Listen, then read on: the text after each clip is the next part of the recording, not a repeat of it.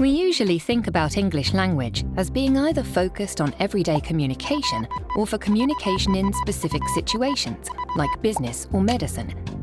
This second type of language is called English for Specific Purposes, or ESP for short. Now, you might think that ESP tests are just tests of general proficiency with some technical vocabulary thrown in. But actually, they really are quite different.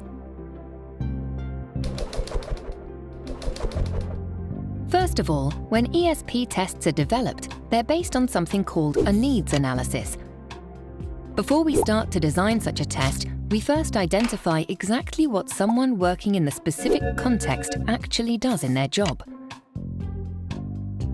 Sometimes this can be done through questionnaires, but probably the best way to go about it is to observe real working situations. It's easy to tick boxes in a questionnaire to say what you think you do, but in fact, you may not realize all the other things you do as well. Things that an impartial outside observer will notice.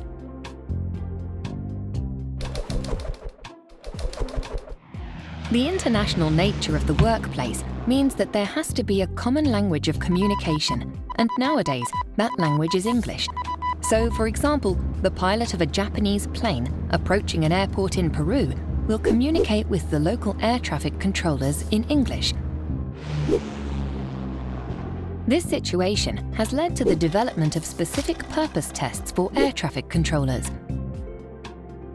As you might expect, exactly the same is true for workers in other professions. Perhaps the first specific purpose tests for non-native speakers of English were developed for business. Test designers identified the types of tasks that English native speaker business employees were commonly required to perform in their everyday work life. For example, an employee might have to take notes at a meeting in order to write a report, or to communicate with clients or colleagues over the phone, maybe even reporting back to other colleagues. Test tasks were then designed to reflect these authentic workplace contexts. When test takers later performed these tasks in an ESP test, we were able to predict how they might perform similar tasks in their job. Of course, it's not possible to cover every type of task in all business contexts, so we can only include a sample of tasks in any single test. But then, this is true of all tests. Other workplace contexts where ESP tests are commonly used include law and medicine. As you can imagine, in the different work contexts, the actual tasks will be quite different, while employees will probably need different language profiles. By this we mean they may be expected to have different levels of ability in reading, writing, listening, and speaking. A special type of ESP test is called an EAP, or English for Academic Purposes test.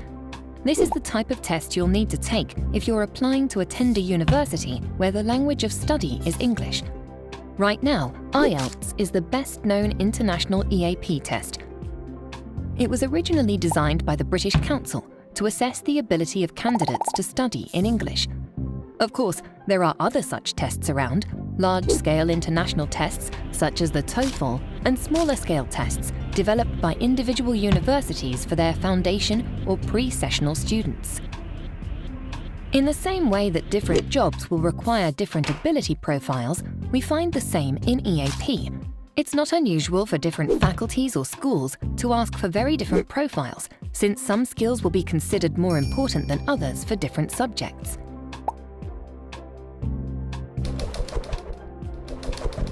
As you can see, ESP and EAP tests are designed to reflect real-life situations, either in work or in study. These types of tests are precise in that they accurately reflect a specific language use area. This means that the test tasks, the scoring system, and the final test report can all be related to the specific work or study area in focus. If this link isn't obvious, then it's likely that you're not looking at an ESP test at all. As the worlds of work and study change, the need for a deeper understanding of the role of language in these areas increases. So we can be pretty sure that assessing English for specific purposes will continue to play an important role in ensuring that individuals are ready to participate fully in these worlds.